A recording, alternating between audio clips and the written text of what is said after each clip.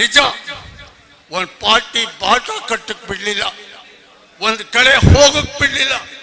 ಪಾರ್ಟಿನಲ್ಲಿ ಕೇಳಿದರೆ ಇಲ್ಲಿ 2 ಕಮ್ಯುನಿಟಿಯವರು 50 ವರ್ಷಗಳಿಂದ ಒಂದೇ 2 ಕಮ್ಯುನಿಟಿನಲ್ಲಿ ಶಾಸಕರಾಗಿ ಬರುವ ಸಂದರ್ಭದಲ್ಲಿ ಪಕ್ಷ ಕಟ್ಟಕ್ಕೆ ನಾ ಬಂದವನು.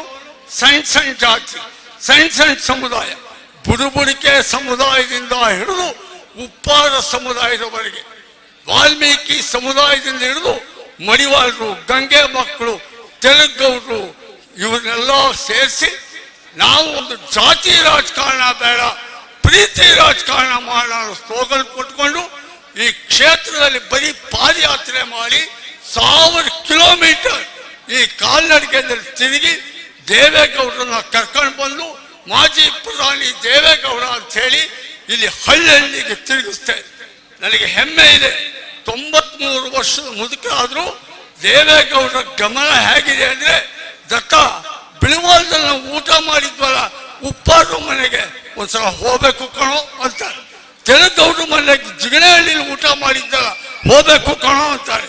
ಅಷ್ಟರ ಮಟ್ಟಿಗೆ ಕಷ್ಟದಲ್ಲಿ ಪಕ್ಷ ಕಟ್ಟಿದೆ. ಇವತ್ತು ನನಗೆ ತುಂಬಾ ಹೆಮ್ಮೆ, ಖುಷಿ ಇದೆ.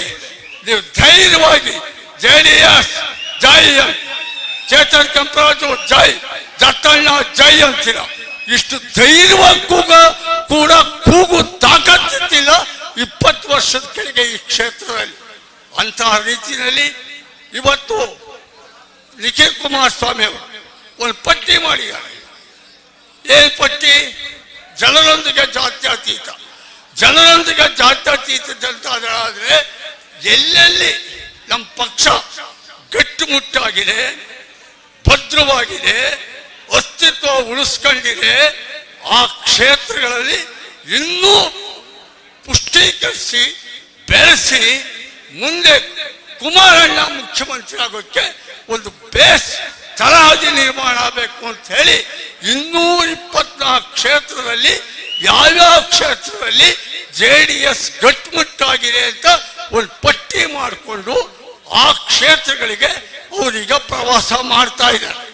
ನಾನು 73 ವರ್ಷ ಇಲ್ಲಿ ಬಂದ, ನನಗೆ 50 ವರ್ಷ. ಈ 20 ವರ್ಷದಲ್ಲಿ ಹಳ್ಳಿ ತಿರುಗಿದ್ದೀನಿ, ಪಾದಯಾತ್ರೆ ಮಾಡಿದ್ದೀನಿ, ಕಾರಲ್ಲಿ ಹೋಗಿಲ್ಲ, ಎಲ್ಲ ನಡ್ಕೊಂಡೇ ಹೋಗಿದ್ದೀನಿ. ಹಾಗಾಗಿ ನನಗೆ ಪ್ರತಿಯೊಂದು ಕ್ಷೇತ್ರ ಎಲ್ಲ ಕಾರ್ಯಕರ್ತರ ಹೆಸರುಗಳು ಗೊತ್ತಿದೆ. ನಿಮ್ಮ ಮೊಬೈಲ್ ನಂಬರ್ಗಳು ನನ್ನ ತಲೆ ಇದೆ. ನಿಮ್ಮ ಹೆಸರು ಕೊನೆಗೆ ಮೊಬೈಲ್ ನಂಬರ್ 2 ಹೆಸರು ಬಂದರೆ ಇಂಥವೇ ಫೋನ್ ಮಾಡಿದ್ದಾರೆ ಗೊತ್ತಾಗುತ್ತೆ.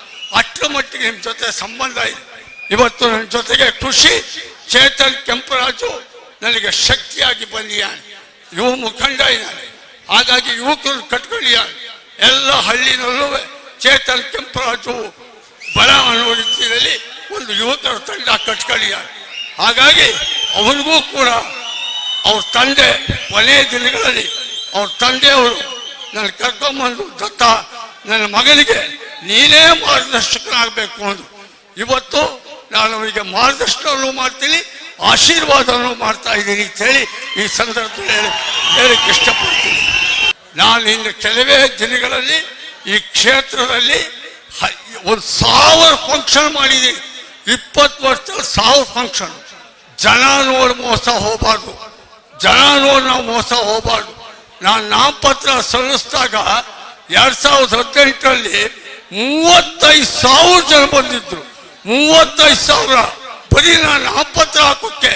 ನಮ್ಮ ಜಾತಿ ಓಟ್ ಬರೀ 300, ಬಂದಿದ್ದವ್ರು 35,000. ಗೆದ್ದೇ ಬಿಟ್ಟೆ ಅನ್ಕೊಂಡೆ. ಒಬ್ಬೊಬ್ರು 2 ಹಾಕಿ 70,000 ಅಂತ, 10,000 8,000 ಓಟಲ್ಲಿ ಸೋತೆ. ಆ ಕಾರಣಕ್ಕೆ ಈ ಜನ ನೀವು ನಮಗೆ ಮತಗಳಾಗಬೇಕು, ನಿಮ್ಮ ಸ್ನೇಹಿತರುಗಳನ್ನ ಮತಗಳಾಗಿ ಪರಿವರ್ತನೆ ಮಾಡಬೇಕು. ಜನಸಮೂಹ ಖುಷಿ ಪಡುತ್ತೆ, ತಾತ್ಕಾಲಿಕವಾಗಬಾರ್ದು. ಶಾಶ್ವತವಾದ ನಮ್ಮ ಪಕ್ಷದ ಮತ ಬ್ಯಾಂಕ್ ಆಗಬೇಕು ಅಂತ ಇಷ್ಟಪಡ್ತಾ